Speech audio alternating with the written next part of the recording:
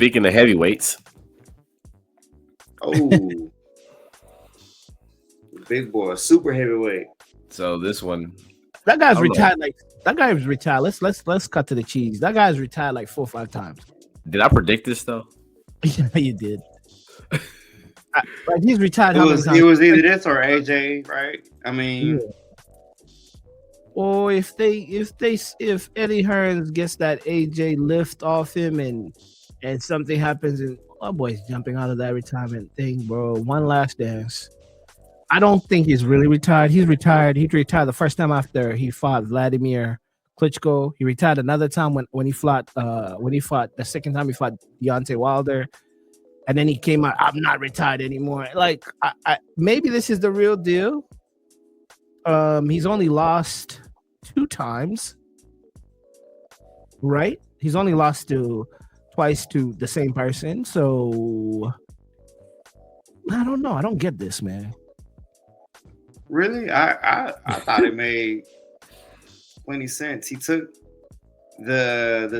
he took a lot of punishment in the Wilder fights, and that definitely his resistance to punches just faded with that. Like he took some major shots from a prime Deontay Wilder. And he got dropped by a UFC fighter. I was gonna last. Yes. Yeah. So the chin was waning. We saw a smaller man in Usyk wobble him, hurt him, and first fight, had him going across the ring. I mean, great career. I mean, heavyweight boxing is brutal. So to see someone like himself, dealt with, addiction or whatever, mental issues, and to come back from defeat, become a champion, be a character, entertainer in the sport. I mean, yeah, we gotta appreciate it for what it is, man. And he he's had a good definitely career. you Tyson Fury for real. That's real. Yeah. Definitely, if he chooses to pursue it, will be a great commentator. Yeah, you could definitely see him sticking around. He cusses too Some much. funny fashion.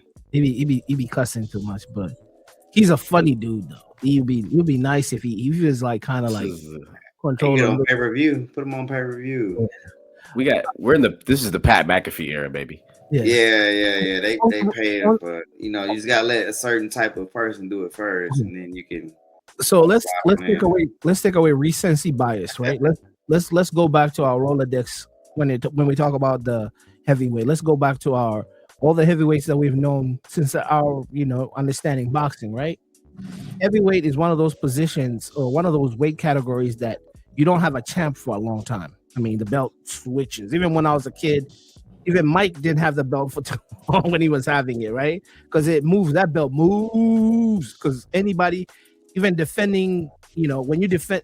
Okay, I'm leading up to say, Vladimir Klitschko. Was it Vitaly? No, it's Vladimir who has the longest reign as a heavyweight in the history of heavyweights, right?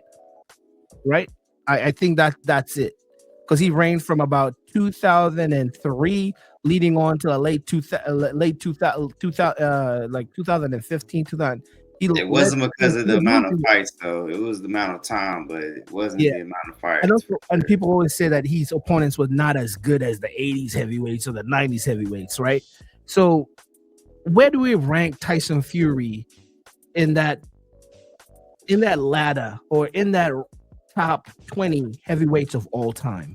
Because he did reign for a little bit, not long enough. If you look at Tyson, Tyson didn't reign for too long, but we still rank him high. Ali did he reign for a little bit? Foreman reigned for a little bit, but the belt kept on switching because there were so many bad boys in those days. Like even Lennox Lewis, who had quite a bit of a reign. But that belt kept on moving. We talk about Mercer. We talk about Bowie. It's one of those positions like you can't do it like a Floyd Mayweather did, where he's king supreme, right?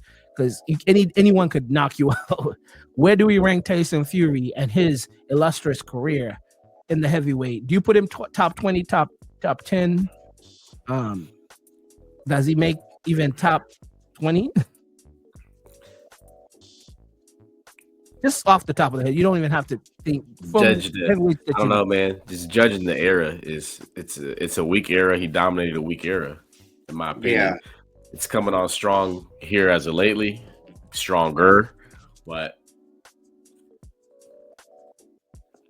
And that's kind of how I feel. You dominated a weaker era of boxing. Seems to me that puts you outside of that top 20 range. Mm-hmm.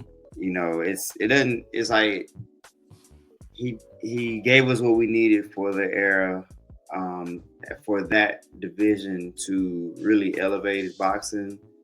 The pool of talent needs to be a little fuller than what it was in this era. So hopefully that's something that we're seeing coming up, so we can get true barometers of these guys' greatness. Because that's the problem, right? You don't know how great a Tyson Fury was compared to the other eras because he didn't really see that challenge consistently. You know, as you saw in an era with Ali, you saw him fight Ken Norton, Joe Frazier twice, or Ken Norton more than once. Then you see him fight, you know, journeyman like Wepner that can last 15 rounds. So it's like Tyson's own words, Tyson is a huge lineal guy as far as beating the, you know, being the man. You got to beat the man. AJ crossed the generation where he got the belt from Klitschko. Tyson's longest reign was 3 years, I think, 85, 80 something to like 88, and then he lost it, and then it was like holding it for 1 year, and somebody else took it. The Evander Holyfield, and then the Lennox. That belt keeps on moving, man. It's hard to be the head honcho in that division. And so it's kind of weird because we never seen Fury versus AJ. Right. So like where do things shake lineally? Like Usyk got all the belts. So right. He's the man right now. You're absolutely right. It's kind of ceremonially can be passed, right? So I saw a debate, and there was a very good angle to this debate, saying that heavyweights back then would struggle with a mammoth like a Tyson Fury because they never really saw guys there were guys who were big, but they didn't have the movement of a Fury, or didn't have the adaptability of a Fury because they were just bruisers, right? And also another angle to this is we saw people like Fury's prototype. I wouldn't say Klitschko is the prototype. Klitschko is the first. He's the birth of those 6'6", 6'7". Because people forget Klitschko had some swag too. He was not like weak. He was not flat-footed. Klitschko was good, but he got clipped a lot, and he switched his style and became boring as he got older. But he was really good. He was a good fighter. What he did to Ron Mercer, if you go watch that Ron Mercer fight, that's when you see how good Klitschko was. But when Klitschko was knocking out our legends of the yesteryear, they were like, oh, the heavyweight division is changing. You got to be this big. It was kind of like Ivan Drago type of prototype, right? That prototype has moved on to the AJ. So with a Tyson who was 5'9", 5'10" on a good day, 215 pounds, fight a 265-pound AJ who moves. So it's different because Ali was 215 pounds, 6'2", right? So like those guys were different. Even George, who we thought was a big mammoth, George is like 6'2", 6'3", 240, right? Well, that was his measurements, right? It wasn't like modern defensive end. It wasn't the skill levels just don't compare. When I judge Tyson as a heavyweight, I look at 20-year-old Tyson.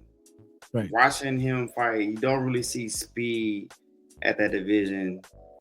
The ability to counter one punch knockout, you don't see it anywhere. You know, the reign may not have been long, but the eye test is there. Someone like I mentioned earlier, Ken Norton, right, presents a style of a lot of bobbing and weaving, which we don't see from any of the current heavyweights, right?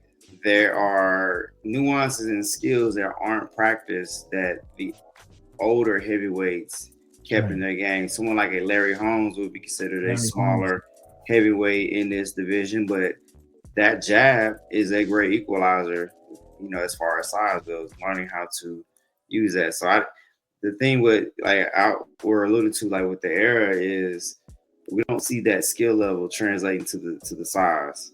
These guys are big, but we don't see the skills to make guys that are smaller make them smaller. Right? You're big and big. You can be smaller with skill, and that can be exposed at that level. And we've seen what a modern day Usyk has done. So right, and you're absolutely Usyk is very comparable to heavyweights of past as far as just the measurables. Right, Usyk was fits in a couple different eras of heavyweight boxing because of his size. He's not really super small heavyweight wise. He's not really big either. So definitely right. Yep. If you want to have an example of that, is there. I remember them back in the day. They had some big dudes. They had Frank Bruno. He was big, but Tyson destroyed this big dude. Like, you remember how Bruno standing next to Tyson? He made Tyson look small, but Tyson knocked him out. Movement, power, it's just and beat the brakes out of Bruno. So you're right. It's the skills that pay the bills. Like, you could be big, you could be. If you don't got the skills, Anyway, that's a good debate. Because right now, as I see Tyson Fury retiring, and I'm looking at his reign, I'm like, oh, he has a pretty good. He's not looking bad. 2 losses. He held the belt in 2020 to about 2019 or 2020 to about 2023. He had a good reign, and he had another reign where he held the belt from Klitschko from 2014 to about 2016. I can't remember the real numbers, but he had a good prolonged time when he was fighting and defending the belt. And I was wondering, where do we put him? Because he defended the belt, but you're right. Maybe he defended it against some bums. But I don't want to disrespect anyone. Not bums, but not as good fighters as the yesteryear fighters.